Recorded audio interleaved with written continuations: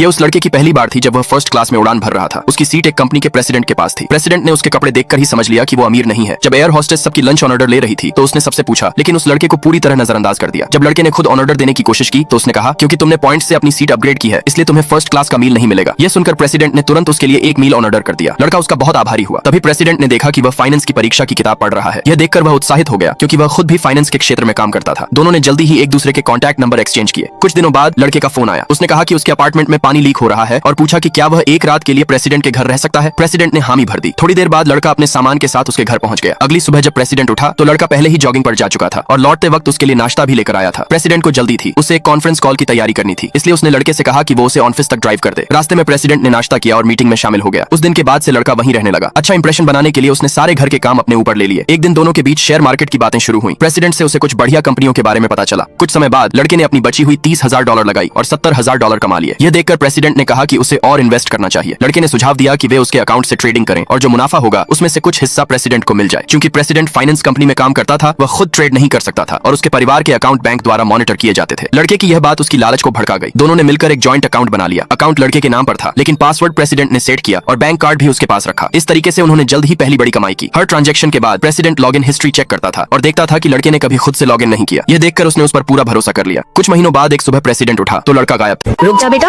वरना तेरी माँ मर जाएगी। अपनी माँ को बचाना है तो वीडियो को लाइक और चैनल को सब्सक्राइब करे और कमेंट में जय माता दी लिख कर जाना।